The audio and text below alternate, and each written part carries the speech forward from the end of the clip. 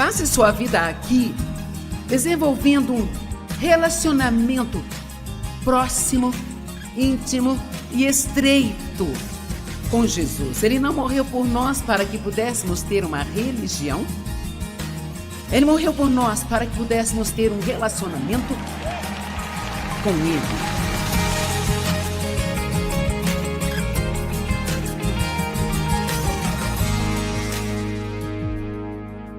Iniciando aqui neste fim de semana o livro de Filipenses, e acho que você vai aprender algumas coisas muito valiosas.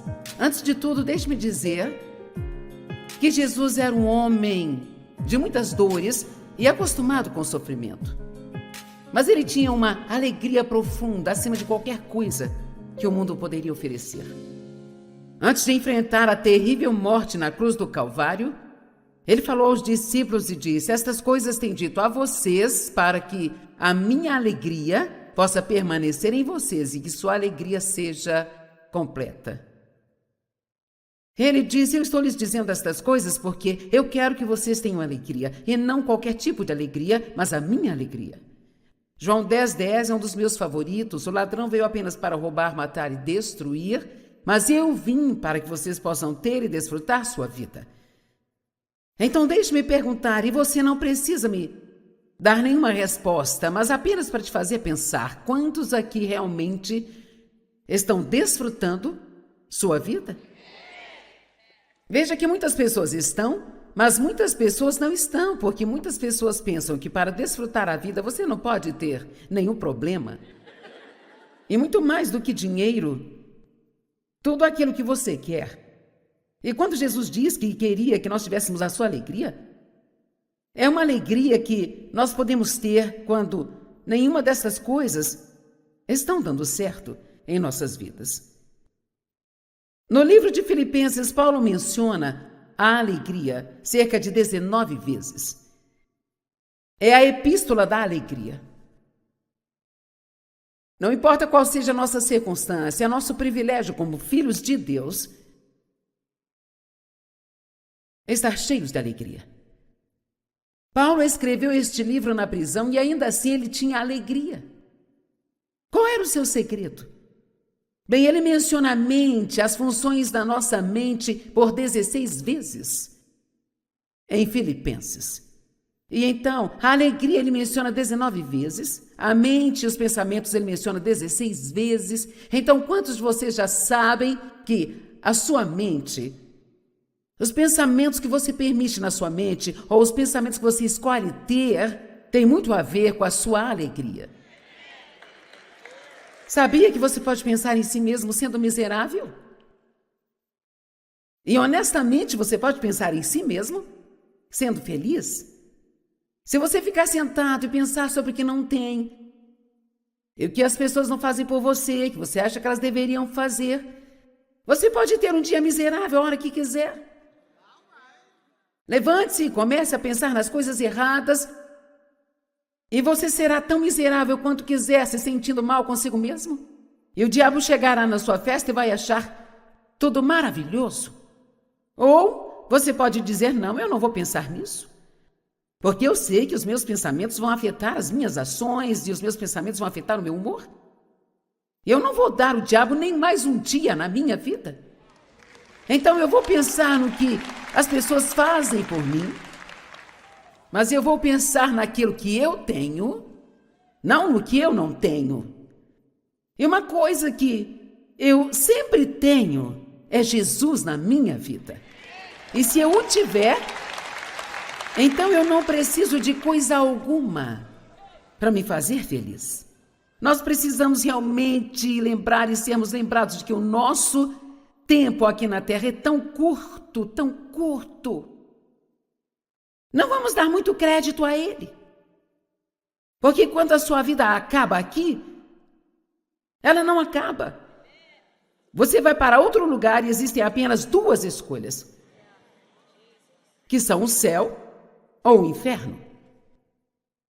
E se você leu alguma coisa sobre como o inferno será, então eu acho que é óbvio que o céu é bem melhor para a gente escolher, não é mesmo? E a única maneira de entrar nele é crendo em Jesus, crendo que Ele é o Filho de Deus, que ele veio e pagou pelos seus pecados, ele morreu por você, e a única maneira de você ter um relacionamento real com Deus é através de Cristo. Passe sua vida aqui desenvolvendo um relacionamento próximo, íntimo e estreito com Jesus. Ele não morreu por nós para que pudéssemos ter uma religião. Ele morreu por nós para que pudéssemos ter um relacionamento com Ele.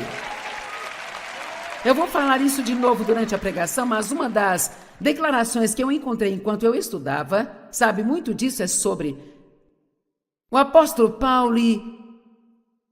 Ele tinha tudo certo, ele tinha todas as coisas religiosas de que você precisa ter para ser o tipo certo de pessoa.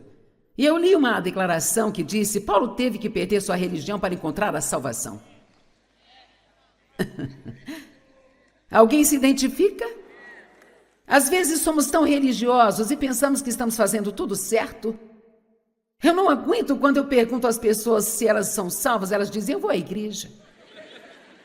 Você pode sentar numa igreja todos os dias, isso não te faz ser um cristão, assim como se sentar na garagem não te faz ser um carro.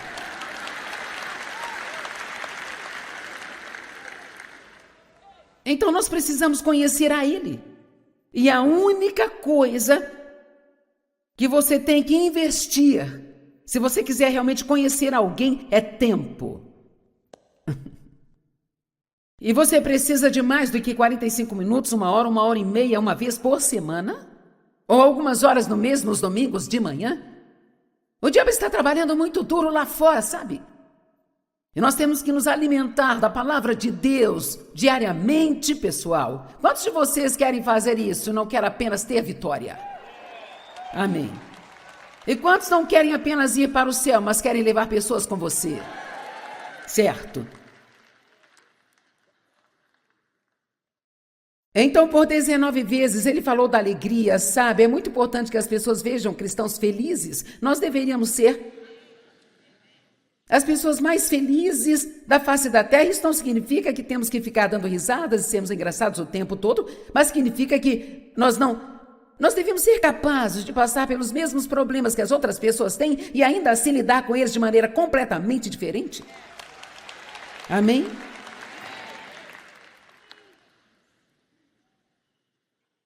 A alegria do Senhor é a minha força. O diabo não quer suas coisas, ele quer a sua alegria. Então Paulo escreveu este livro enquanto estava na prisão. Foque nisso enquanto passamos por Filipenses. E ainda assim encontrou alegria. Qual era o seu segredo? Ele pensava nas coisas certas. Ele escolheu ter uma perspectiva positiva. Mesmo as piores circunstâncias não podem roubar a sua alegria se você não permitir. Por exemplo, quando você experimenta uma perda em sua vida, você se concentra no que você perdeu ou no que restou? Ao lidar com as pessoas, você se concentra em suas fraquezas ou em suas virtudes? Sabe, a maioria das pessoas que se divorciam porque elas focaram no que havia de errado com seu cônjuge por tanto tempo que isso é tudo que eles veem.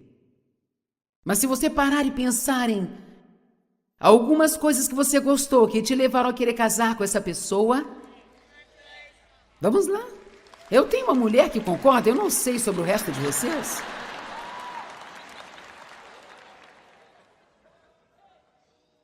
Ao olhar para si mesmo, você se concentra em todas as suas falhas e fraquezas e no que há de errado com você? Ou você se concentra na misericórdia e no perdão de Deus e que cada dia é um novo dia e que as misericórdias dele se renovam a cada dia?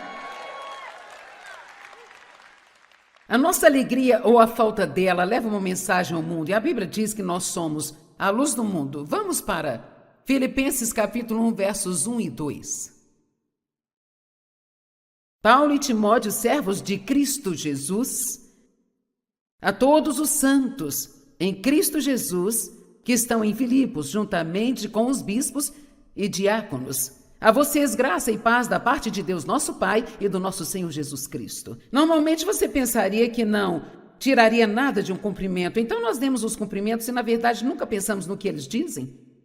Mas há lições Só neste cumprimento aqui?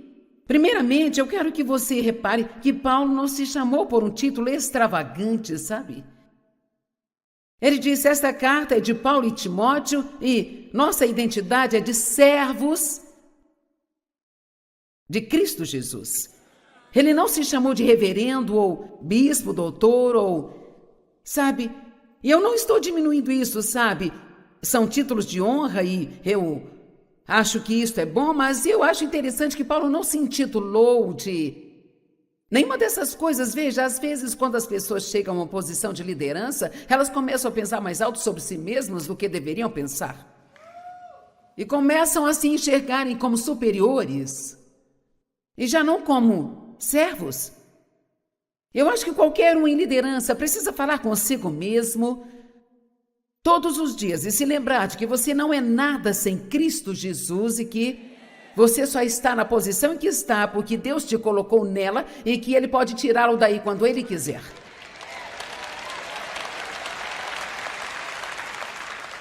Nada me irrita mais do que um pregador cheio de orgulho, sabe? Amém. Então, servos do Senhor Jesus Cristo é exatamente o que nós devemos ser. Eu quero compartilhar que eu tive uma oportunidade muito boa para praticar a minha serventia na semana passada. E o Dave me deu esta oportunidade.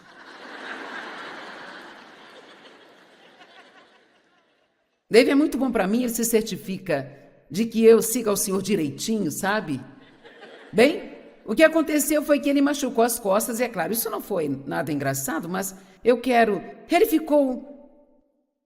Algo parece que saiu do lugar, bem aqui nesta parte, ele está bem agora, mas, sabe, ele precisava de 30 minutos para se levantar da cadeira.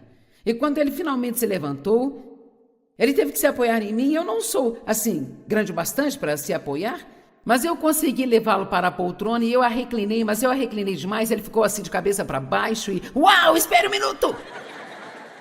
Na verdade, isto foi uma vingança por algo que ele me fez uma vez depois que eu tinha feito uma cirurgia. Sim, ele quase me derrubou de costas no chão, sabe, gente?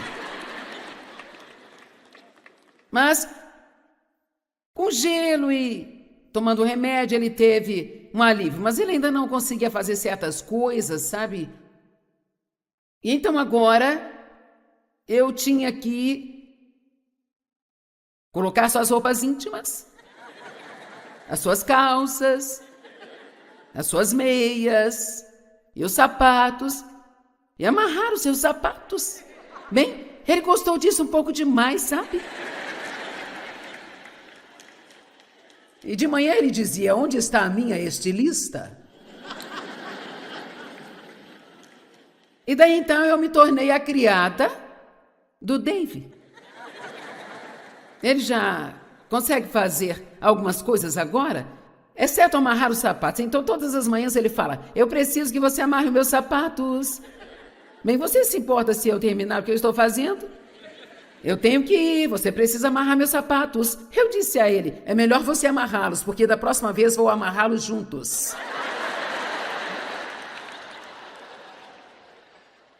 Agora só eu e o Dave para fazer uma coisa dessas. Mas quando ele estava com muita dor, foi muito engraçado, porque quando ele andava, ele fazia assim, ó.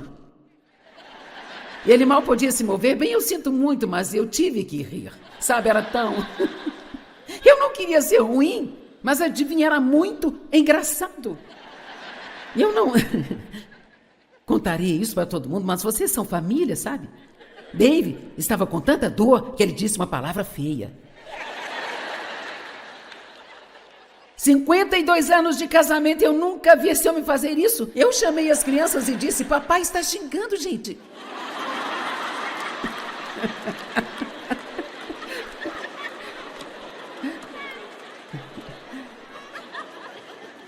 Então eu disse a ele: eu vou lavar a sua boca com sabão se você não se comportar. Então eu só quero que vocês saibam que eu não estou apenas pregando isso sobre ser um servo, sabe? Eu pratiquei esta semana e eu estou bem qualificada para trazer esta palavra para vocês.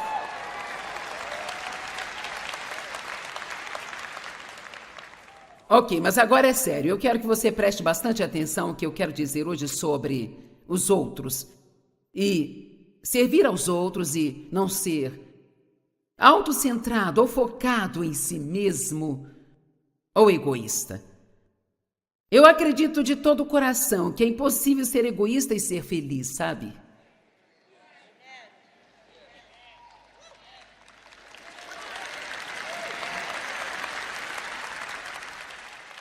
E eu sei como cristã, fazendo tudo o que eu sabia fazer, eu estava fazendo o estudo bíblico, liderando na igreja, nós estávamos na igreja toda vez que a porta se abria e participávamos de tudo, mas ainda assim eu não estava feliz. Eu pensava que era isso e pensava que era aquilo. E então, ao falar com o Senhor a respeito, é incrível o que Deus vai dizer se você perguntar a Ele. Eu disse, por que eu não estou feliz? E eu ouvi dizer muito claro, você é egoísta? Você sabia que os cristãos podem ser muito egoístas, gente? E autocentrados? Todas as nossas orações podem ser centradas em torno de nós, do que queremos e precisamos? Se você não tiver cuidado, você pode até servir a Deus, supostamente, mas apenas na esperança de conseguir o que você quer. Você não foi capaz de conseguir por si, agora você está tentando fazer com que Deus te dê. Vamos lá. Você serviria a Deus se Ele nunca fizesse algo que você gostaria que fizesse? É algo para se pensar. Eu não gosto desta ideia de servir a Deus só porque nós temos necessidades e queremos vê-las supridas, sabe? Ele quer suprir nossas necessidades e é aceitável que você peça a Deus para suprir suas necessidades, mas acho que nós não precisamos fazer disto o foco central de tudo que nós fazemos. O que nós precisamos fazer é orar, pedir a Deus o que precisamos, e a segunda coisa que devemos dizer a Ele é, o que eu posso fazer por você? Quem eu posso ajudar hoje? E eu desafio você a todas as manhãs perguntar a Deus, quem eu posso ajudar hoje? Então você espera um minuto, espere, você vai ter, o nome de alguém vai vir a você. Muitas vezes para mim é só, Deus coloca um certo nome no meu coração, e eu só ligo para a pessoa e a encorajo. Apenas, ei, eu estava pensando em você, resolvi ligar, ou eu envio uma mensagem, ou eu quero que vocês saibam que o seu trabalho é excelente.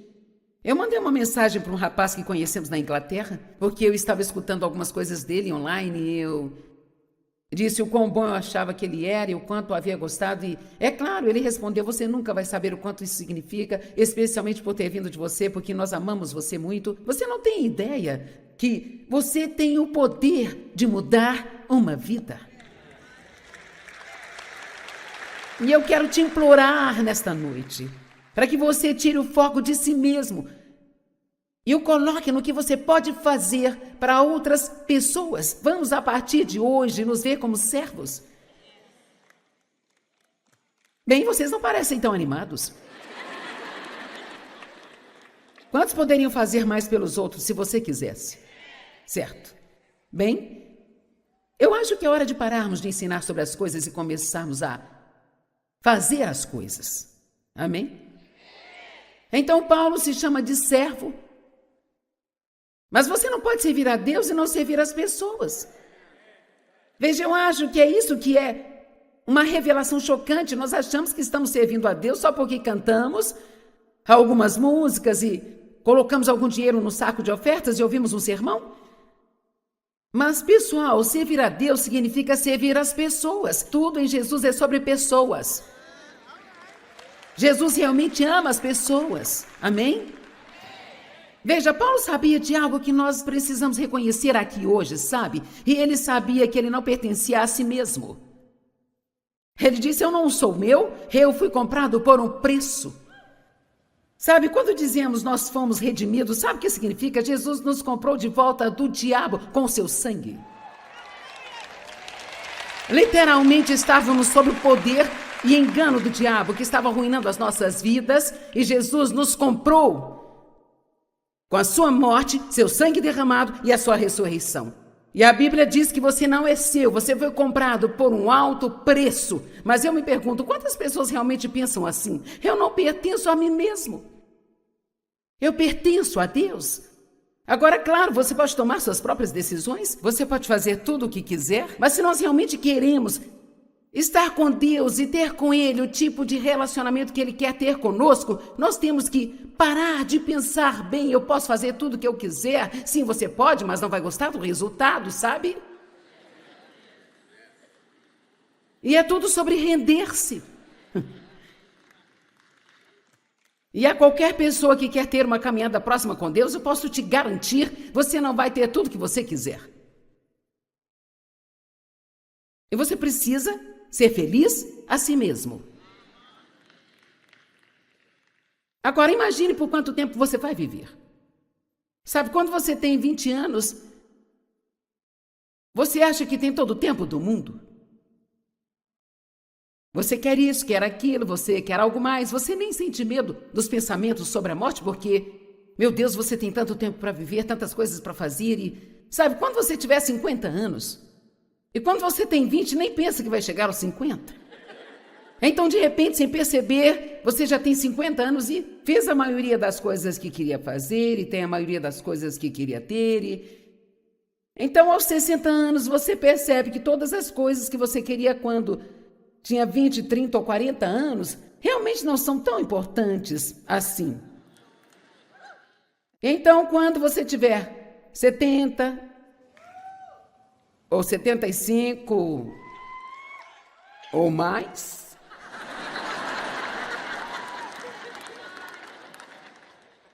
e olha, o meu pensamento mudou tanto, gente. Eu quase não suporto mais fazer compras. Eu costumava morar dentro do shopping, sabe? Eu chegava em casa da conferência e ia logo comprar mais coisas para levar mais coisas para casa. E agora as coisas me irritam. Alguém aqui tem idade o bastante para ter experimentado isso? Além de mim, é como se eu não quisesse mais levar coisas para minha casa. Eu tenho pensado mais no céu neste último ano do que eu já pensei nos meus 74 anos. Eu quero ser feliz e quero ser serva de Cristo e quero ser uma bênção para outras pessoas todos os dias da minha vida. Você é a casa de Deus. Eu sou a casa de Deus. Deus vive aqui dentro. E Ele vive em você através do Espírito Santo. E os dois principais títulos do Espírito Santo são o Consolador e o Ajudador. Então, se o Espírito de Deus está vivendo em nós, como não vamos querer ajudar? E se você não quer ajudar ninguém, eu diria que algo está errado com você, terá que voltar e checar a sua salvação. Porque se Cristo está em nós, a sua natureza está em nós, vamos nos martirizar quando maltratarmos as pessoas. Nós vamos querer voltar e pedir desculpas. Nós queremos tratar bem as pessoas porque sabemos que Deus não gosta quando maltratamos o seu povo. Vou lhe contar a verdade. Há um bom número de anos atrás, eu tive um entendimento sobre isso e eu tenho um temor reverencial sobre maltratar as pessoas. Isto é algo que Deus detesta. Amém? Vocês estão tão quietos. Agora, Paulo também tinha Timóteo com ele, que era um homem muito mais jovem no Senhor, e ele estava sendo seu mentor no ministério. E então quero dizer, se você é um cristão mais maduro, você precisa dar assistência aos cristãos mais novos, que precisam de uma influência mais madura na vida deles. E não apenas você estará ajudando a eles, mas você vai estar ajudando a si mesmo.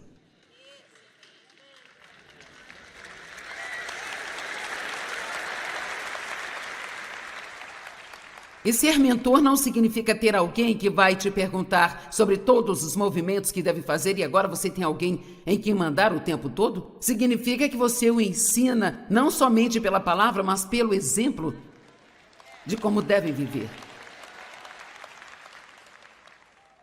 Paulo quase sempre começava seus cumprimentos com este termo: graça e paz sejam com vocês. E olha, eu poderia fazer uma série de 4 partes sobre isso. Porque você não pode ter paz se você não entender a graça.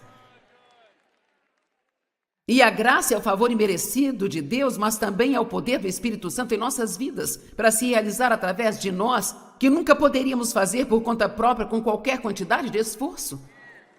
Noutras palavras, é basicamente, sem mim vocês não podem fazer nada. Portanto, se aprendermos a falar com Deus sobre tudo e pedir que Ele esteja envolvido em tudo e para nos fortalecer em tudo, como eu disse mais cedo, ore o tempo todo durante o dia. Deus, me ajude a colocar minhas lentes de contato. Eu pensei numa manhã, isso é bobagem, não preciso orar para as minhas lentes de contato.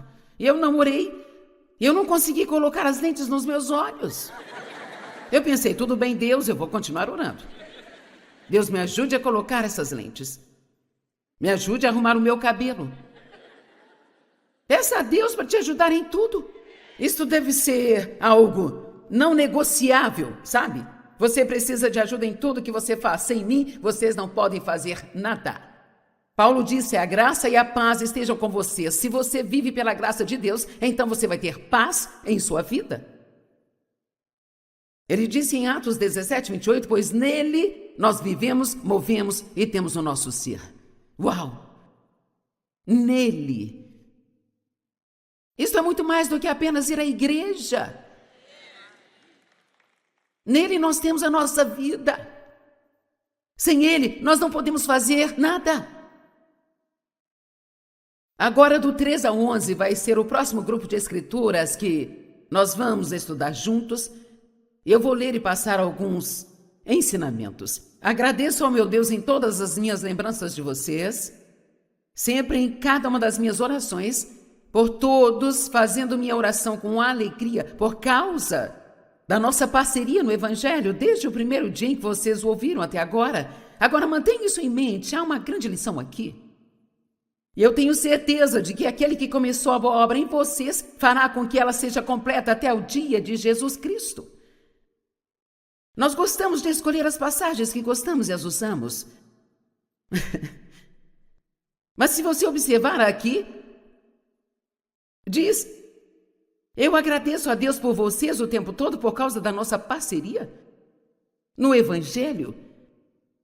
Paulo compartilhou a sabedoria espiritual com eles e eles apoiaram a Paulo em seu ministério para que essa palavra fosse levada a outras pessoas. E ele disse, falando do que ele havia acabado de dizer, e eu tenho certeza de que aquele que começou a boa obra em vocês é capaz de completá-la até a vinda de Cristo.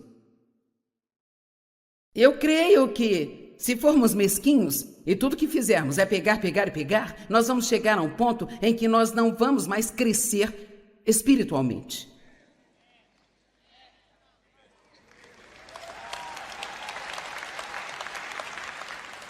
E ele diz, é justo que eu me sinta desta maneira sobre vocês, porque eu os tenho no meu coração. Porque todos vocês são co-participantes comigo da graça e também da minha prisão, e na minha defesa e confirmação do Evangelho. Porque Deus é minha testemunha, como eu anseio por todos vocês. Se você ouvir algumas das palavras de Paulo, ele amava aquelas pessoas. Ele não era apenas alguém que queria dizer aos outros o que fazer, ou o grande apóstolo que vem à cidade e todo mundo adora. Ele diz, eu vim para servi-los, eu anseio por vocês, eu tenho um sentimento no meu coração por vocês. Você precisa estar debaixo de uma liderança que se importa com você. Pessoas que realmente te amam, que oram por você, que realmente querem ver você ser aquela pessoa que Deus quer que você seja. Amém? E se você não tem esse tipo de liderança, eu continuaria procurando até encontrar alguém que não vá apenas me dizer o que fazer, mas que vai me amar. Amém?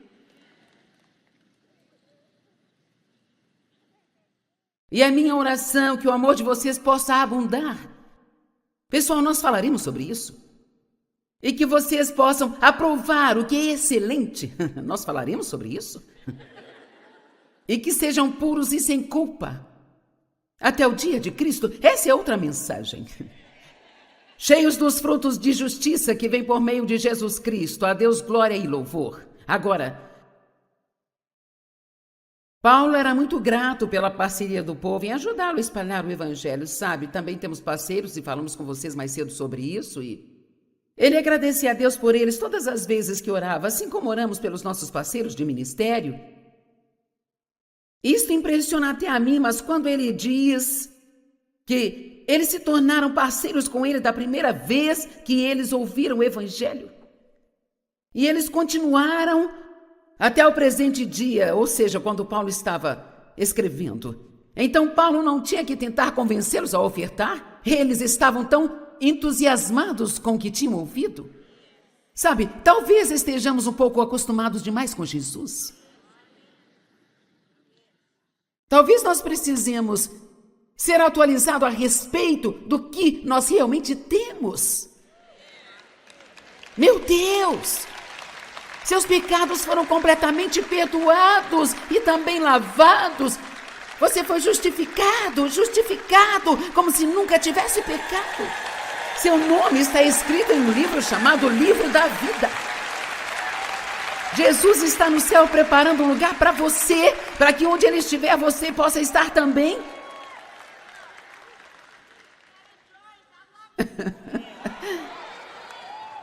Nós não precisamos ficar empolgados a respeito do que Deus pode fazer por nós, mas ficarmos empolgados apenas sobre Ele. Meu Deus, você não vai para o inferno.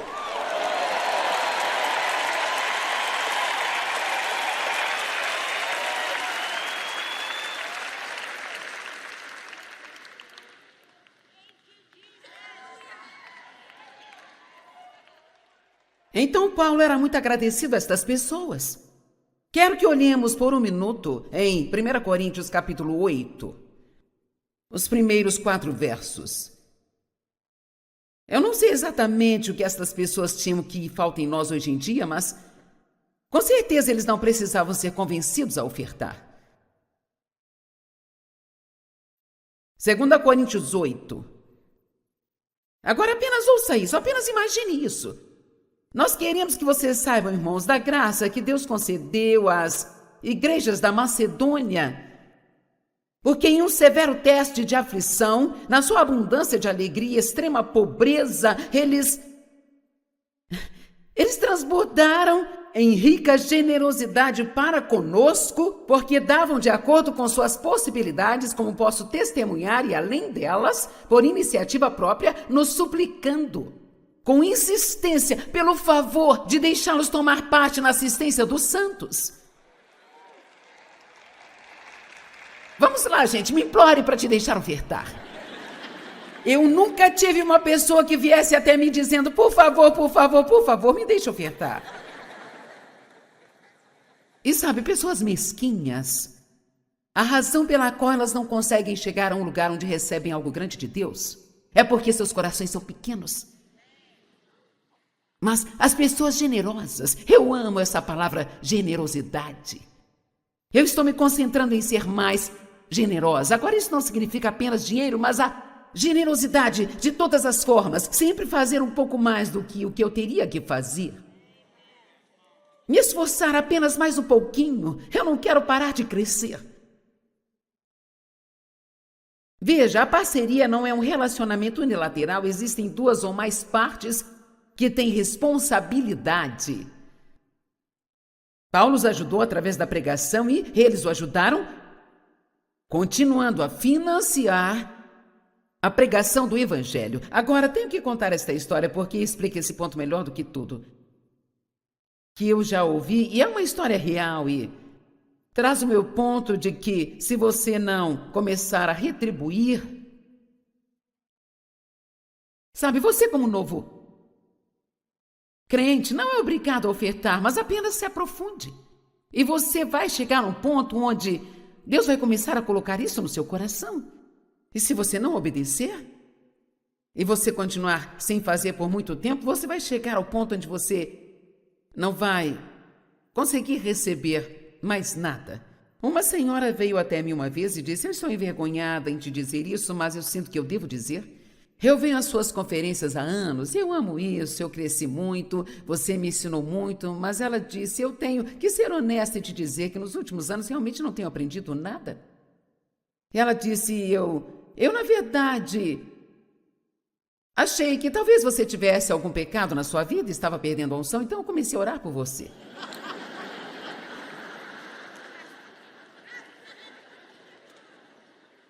Agora, pessoal, isso acontece o tempo todo, eu não estou aprendendo mais nada aqui, sabe? Eu acho que eu vou tentar uma nova igreja para conseguir algo. E ela disse que, quando ela estava orando por mim um dia, para eu reconhecer o meu pecado, me arrepender, para ter a minha unção de volta, para que ela desfrutasse das minhas reuniões. E Deus falou com ela, não há nada de errado com a Joyce, a razão pela qual você não está recebendo nada é porque você está tão cheia que não há mais lugar para mais nada. E até que você comece a colocar algo para fora, você não vai receber mais nada. Vamos lá. Vamos lá, pessoal.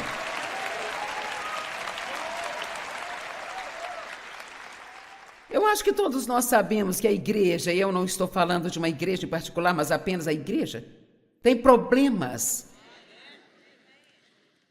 Nós somos a geração mais egoísta que já viveu aqui e temos mais do que qualquer outra geração que já viveu aqui. Então, na verdade, quanto mais coisas você tem, às vezes mais egoísta você fica. Nós temos tantas coisas que podemos usar para ser uma bênção para outras pessoas, sabe? Mas não, nós queremos ficar com elas, caso precisemos delas. Então, quando você precisa, você vai ter que comprar outra, porque sumiu. Vamos lá. Eu guardo as coisas para que eu possa encontrá-las quando precisar, mas acha que eu consigo encontrá-las quando preciso? Não. Você não acha realmente incrível a história que ela me contou? Então, você pode considerar que se você está indo a um lugar e você não está recebendo mais nada...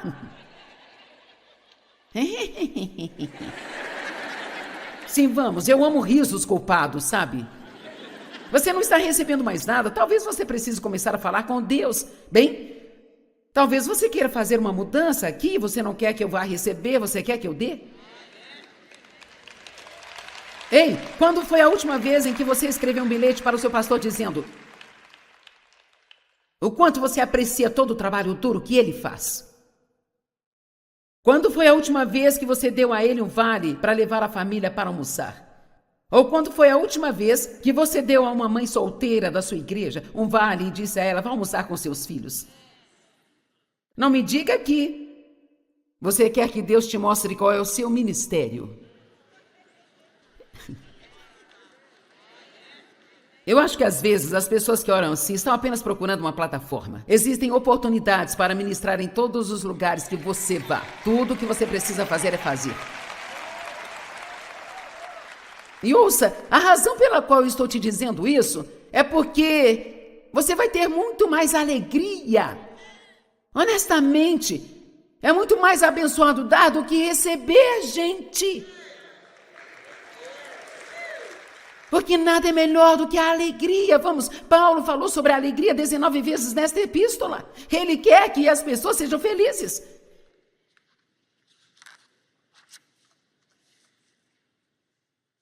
Nos versos 7 e 8, Paulo mencionou sua afeição pelas pessoas e como ele as guardava tão perto do seu coração, sabe?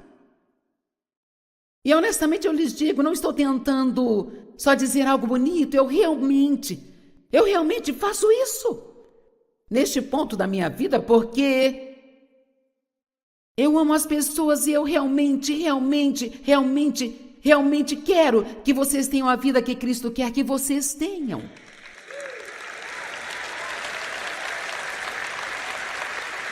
Porque um pecador miserável é uma coisa, mas um santo miserável é uma confusão total.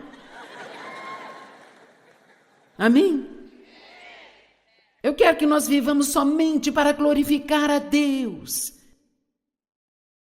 A igreja poderia brilhar tão reluzentemente e levar tantas pessoas perdidas para um relacionamento com Cristo se nós tirássemos o foco de nós mesmos por tempo suficiente, sabe? Para olhar ao nosso redor e entender que em todo lugar que você vá, tem pessoas feridas.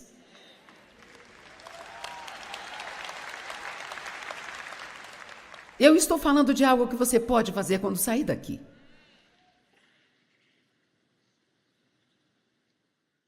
E então Paulo diz: eu oro para que o amor de vocês abunde cada vez mais. Tem tanta coisa nesta declaração, porque sabe o que isso diz?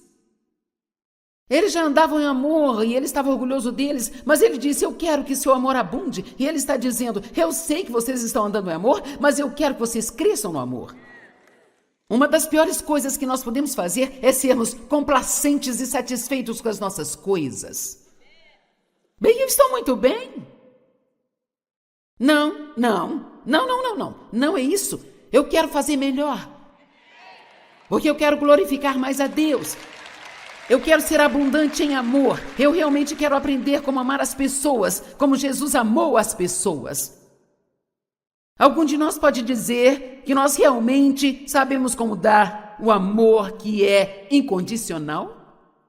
Muito do nosso amor ainda é baseado em como as pessoas nos tratam. A palavra abundar significa existir em grandes quantidades, embalar, explodir, ser cercado, ser cheio, fazer mais do que você tem que fazer. Ele queria que eles tivessem mais conhecimento e mais discernimento. Olha, eu posso pregar por horas sobre discernimento. Precisamos disso. Paulo não orou para que as pessoas tivessem tudo o que queriam, não orou para que os seus problemas desaparecessem. Ele orou pelo que elas precisavam. E sabe, muitas vezes eu acho que nem sabemos do que realmente precisamos. Ficamos indo atrás do que nós queremos, em vez de sermos inteligentes o bastante para pedir a Deus o que realmente precisamos. Se nada mais diga a Deus: eu não sou inteligente para saber o que realmente preciso, então Deus me dê somente o que eu preciso. E se o que eu preciso não é o que você quer, por favor, não me dê isso. E ele orou para que eles aprendessem a apreciar e aprovar o que era excelente. Como as pessoas excelentes se comportam? Elas sempre fazem o que dizem que vão fazer. Elas chegam na hora certa nos seus compromissos e no seu trabalho. Elas não deixam bagunça para os outros arrumarem. Não estacionam em vagas de estacionamento para deficientes se não forem deficientes, especialmente na igreja. Elas repõem o papel higiênico quando usam o resto que está no rolo.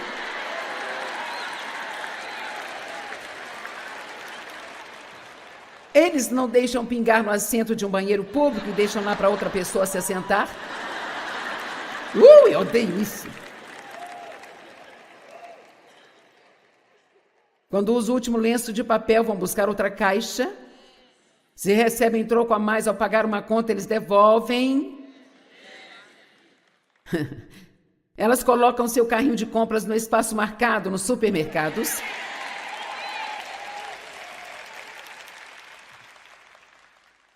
Ok, vou fazer uma declaração. Talvez você não tenha vindo para mais nada além disso.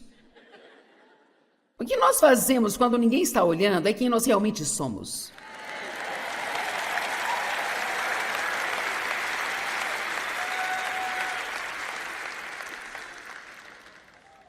Veja, eu estou dizendo... eu tenho muito para dizer e não tenho tempo. Nós precisamos ter mais do temor reverencial de volta. Não um medo de que Deus nos machuque, mas um temor reverencial que diz que não importa o que eu faça ou onde eu esteja, Deus está vendo. Deus vê tudo aquilo que fazemos, todas as coisas. Então, não seja excelente só para fazer alguém perceber o quão excelente você é. Seja excelente porque você serve a um Deus excelente. Amém? E sabe, eu disse a Deus que eu quero crescer mais nisso. Eu não posso pregar algo e não orar e viver isso. E é surpreendente todas as pequenas coisas que nós fazemos.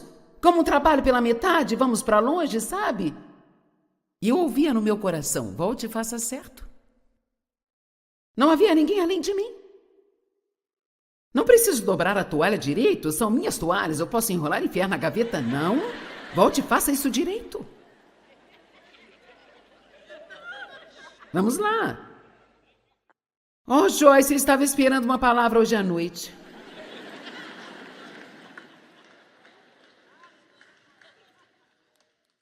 E então, em Filipenses 1, do 12 ao 20, Paulo fala sobre a importância de avançar no Evangelho. Ele diz que a sua prisão serviu, na verdade, somente para o avanço do Evangelho. Esse homem era tão positivo. Sabe, ele teria realmente irritado uma pessoa negativa. Veja, ele estava preso, sendo espancado várias vezes, com fome, teve que se esconder, abandonado por todos em seu primeiro julgamento. Mas sabe o que ele disse quando todos o abandonaram em seu primeiro julgamento? Deus, eu oro para que você os perdoe. Eu sei que você vai cuidar disso. Ele não se preocupou com o que as pessoas fizeram a ele. Ele orou por elas e deixou que Deus cuidasse daquilo. Com quantas coisas nos preocupamos que podemos entregar a Deus e continuar com a nossa vida sem deixar que aquilo nos faça infelizes? Vamos lá. Bem, você não me tratou direito. Você não me tratou bem.